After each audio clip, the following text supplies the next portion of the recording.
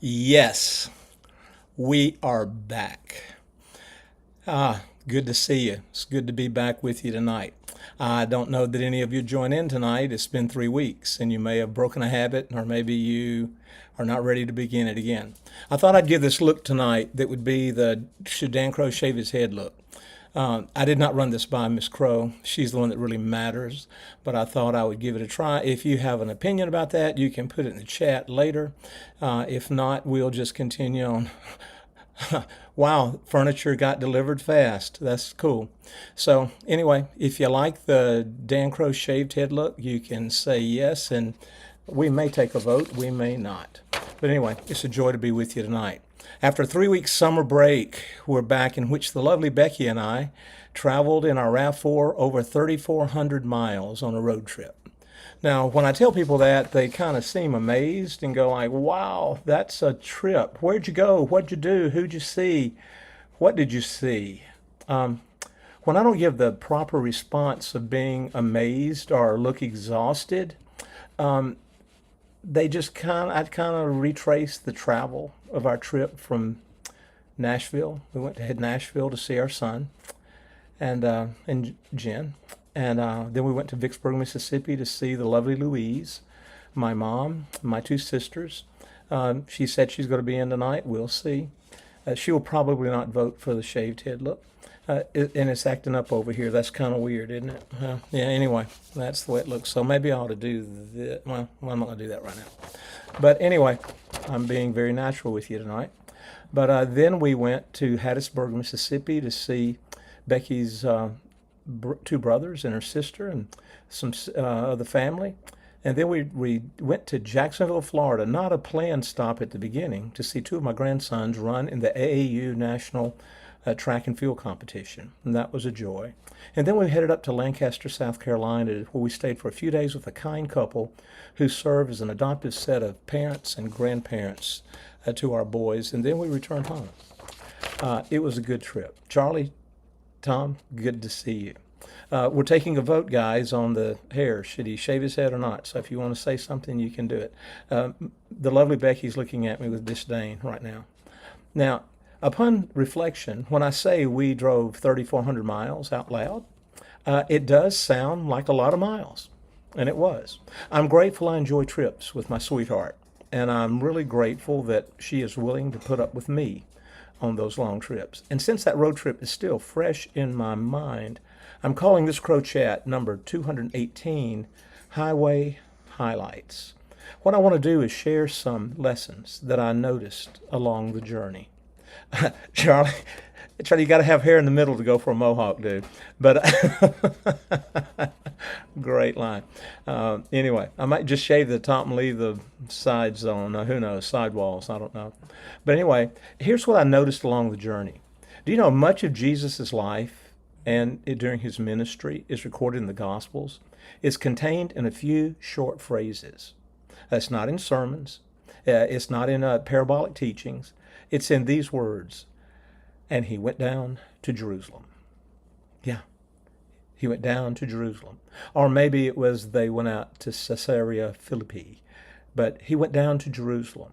That's contained in the Gospels at least 3 times. We know he made that trip. He went down for the Jewish Holy Feast. And he did that trip of anywhere at the shortest, it would have been 80 miles, but probably it was more like 120. And he did it walking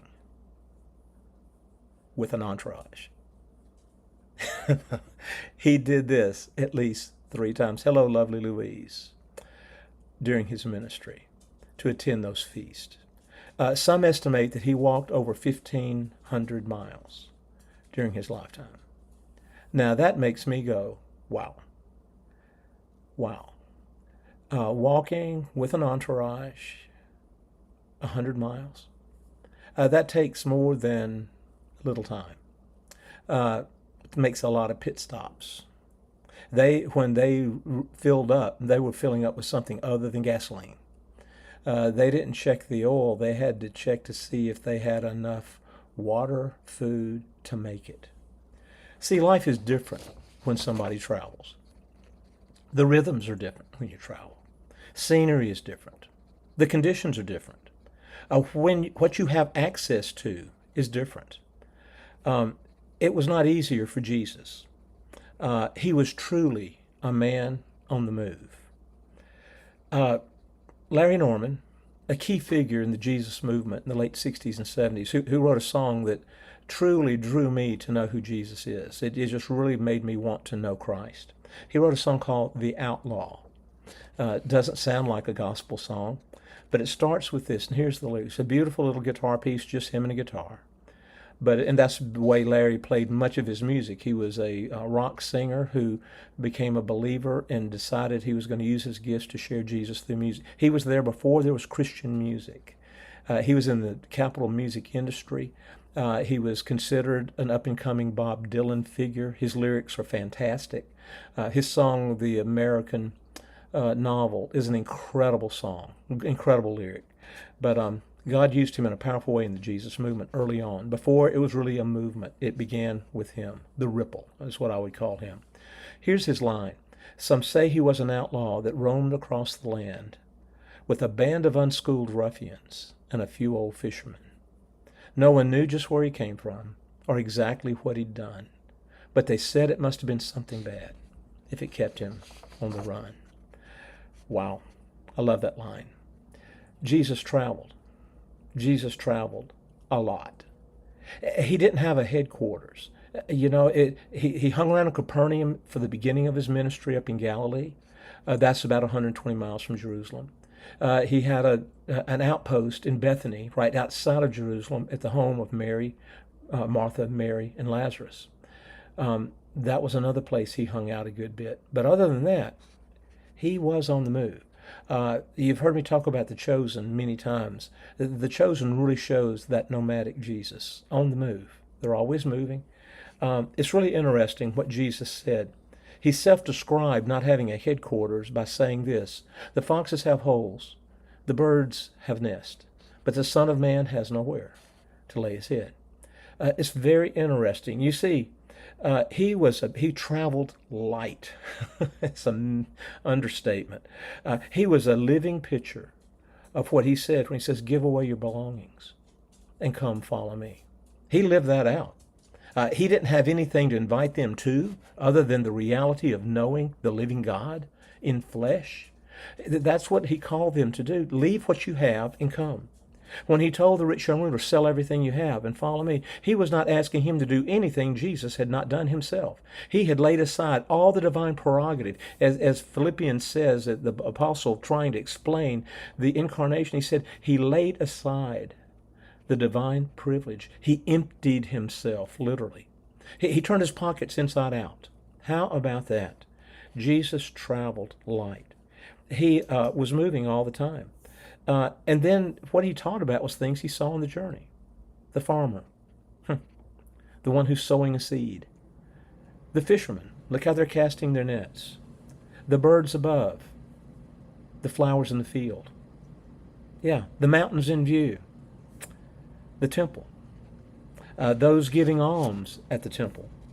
Sheep, shepherds, the sick, the lame, the blind, the broken. Everything that he saw was a teaching opportunity. He didn't have the familiar place. Everything was familiar to him, while nothing was familiar to him. He chose to make it that way. Now, thinking that way helps me understand Psalm 19 a little bit, where it says this. I'm reading in a hardback edition, a hardcover edition. The heavens are telling the glory of God. Their expanse is declaring the work of his hands. Day to day pours forth speech. Night to night reveals knowledge. There is no speech, nor are there words, but their voice is not heard. But their line is gone out through all the earth, and their utterance to the end of the world. What he's saying is, God is always speaking. The divine is always talking. If we just have, what did Jesus say? Ears to hear. God is always communicating through his creation. You can look at this scene behind me in my backyard, and you can get all kind of living lessons. Becky picked a few tomatoes today and gave me one and says, what does this taste like? I saw something that had grown from a tiny seed to a tomato that I could eat, and it tasted good. And I remembered what the Father said as He created. He created it, and it was good. You see, His creation reflects the Creator. So here's a few things I saw along the way that I'm going to call highway highlights. I've got a few. We'll see how far we get tonight. I realized without knowing it at first that I was refueling differently. Refuel, filling up again, differently than normal. I normally refuel through books. I use music to refuel, but books is my number one way. Scripture and other materials I like to read. I'm basically introverted. I know that doesn't look like it in my personality and some of those things, but I've got to have some solitude and time. And the way I really refuel is to be quiet and to be alone and to be silent. I packed lightly on this trip. I knew I was going to be gone for, a few stops. So I only took, 7 books. You never know when you might need one of them. And I took 7 books. Don't laugh. But I took 3 on different theological issues, just in case I had time to read about sexual identity, whether I had time to read about the incarnation, whether I had time to read about Sabbath. I took 3 books. I took 2 by a favorite author that I just like to read, and I took 1 by an investigative journalist from Mississippi. The last one was really the only one that I opened on the trip, and I only did that to show a map to my mother, who lived at the time near where an event occurred in the Mississippi Delta. Now, what did I learn on refueling? I learned I can refuel by looks as well as by books. Yeah. What and who I saw was far more instructive and refreshing than what I would see in the books, at least on this trip. So I encourage you to remember that there's different ways to refuel. And when you travel light, refuel differently. I realize, secondly, that shift happens. Now, you've got to say that carefully, otherwise you sound like Forrest Gump. Shift happens. Plans change. Becky, but the night before we left, Becky noticed we developed a idea and the likeness of a thing called Buc-ee's, and it's a glorified, incredible Walmart truck stop type place. It's pretty incredible. But this one has 100 gas pumps, and it's the biggest one they have, which is saying a lot. But we found out it was having the grand opening right outside of Harrisonburg, Virginia. So Becky and I said, wow, on the day that we're going right by there, that's the grand opening. So we're going to stop and see it. And we decided to do it until we couldn't. When I say couldn't, what I mean is traffic jam. I mean, unreal traffic jam. You're not getting into this one. It was crazy to see people walking over the interstate from one truck stop on the other side of the interstate, walking across the interstate, down a long road into a Buc-ee's parking lot that could not take one more car. It was absolutely unreal. We decided we're not going to Buc-ee's at this time. You see, we did hit it on the way back, 14 days later. But life has its twists and turns, doesn't it? It has bumps and bruises. It has ups and downs. It makes life interesting. You should have seen the people walking across those, carrying bags when there's no spot. Amazing devotion to Buc-ee's. But shift happens. Refueling is different. When you're on the highway happenings and highway highlights, you realize that people matter more than stuff. Becky and I saw some lovely sunsets. We saw some neat scenes. We saw nature in a new way. We were treated to excellent meals in nice restaurants. We attended some meaningful worship services while we were there. We had some grace-filled and spiritual yes moments with encounters with service staff in restaurants and stores. I learned that one checker at a Kroger's in Vicksburg, Mississippi, got her name from The Price is Right. We shared a moment there, and when I asked her, is it a family name? She said, well, not exactly. And we shared a moment when I said, well, that must mean you're priceless. And she had a big laugh, and we shared a smile. But, the key about that trip was renewing time with my mom, my sisters, my brothers-in-law, Becky's brothers, my sister, and her sister and their kids. It was priceless. It was enduring. People matter more than stuff. Refueling is different. Shift happens. Yeah. And I learned a fourth thing, that our past extends into our present. Becky and I took a slight detour right outside of Memphis as we were driving down on the way from Nashville to Vicksburg. And we went to a place I once served as a youth pastor.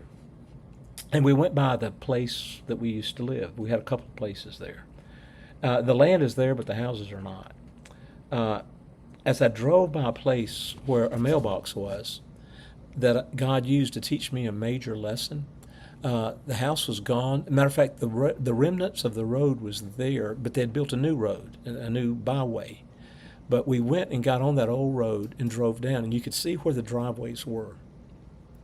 And man, when we saw where that driveway, where that mailbox was, where God taught me a major lesson about his provision, I could sense it. I re-entered that moment. And when I realized the past just came out of hiding and walked right into my present. Becky and I re-entered those moments. And we remembered what it was like when God provided that house for us to live in. And where it had been charged $300, they only charged us $200. And we had no money back then. It was amazing. And how that lady that rented it to us, she told Becky there was a lot of people on the waiting list in front of us. But something drew her to Becky. And Becky had been praying that she could have that very house. And God gave her the desire of her heart. It had a special moment. We wish we could see the house again. But in our mind, we did. See, the past doesn't leave us. William Faulkner, the great Mississippi writer. Matter of fact, there's several great Mississippi writers. I could name Eudora Welty. I could name Shelby Foote. I could name, there's others, I just can't pull it right now. But William Faulkner said this. Tennessee Williams could have named him. Yeah. Here's the quote. Our past is never really past. The past is never really past. It comes on. There's a spiritual lesson there for us. Remember what the apostle said. I'm crucified with Christ. Nevertheless I live. Yet not I, but Christ lives in me.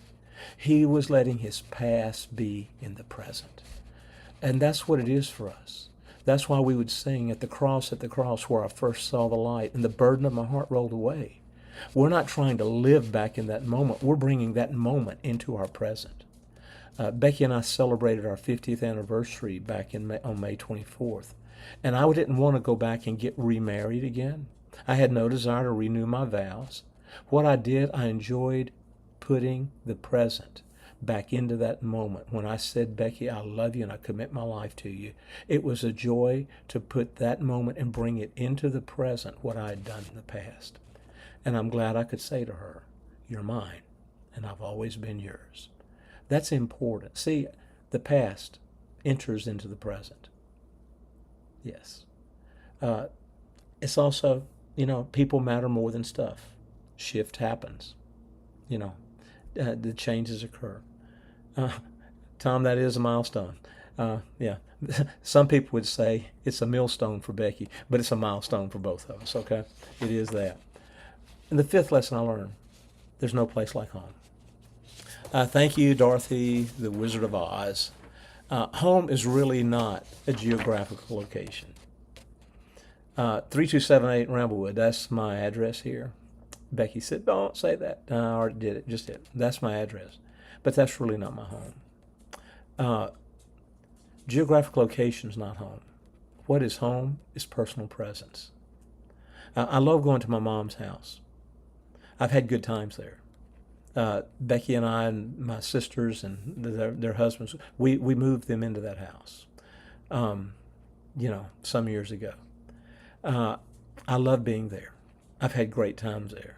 But I love being there with her, and her meaning Mom.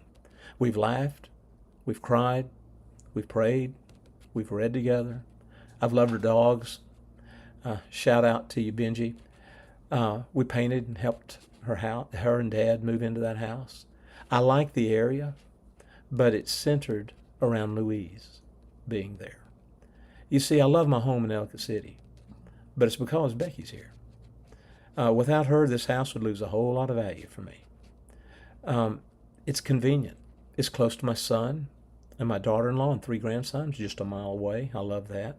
It's close to Covenant, my church home. I love that. But her presence makes something home. And presence makes any place home.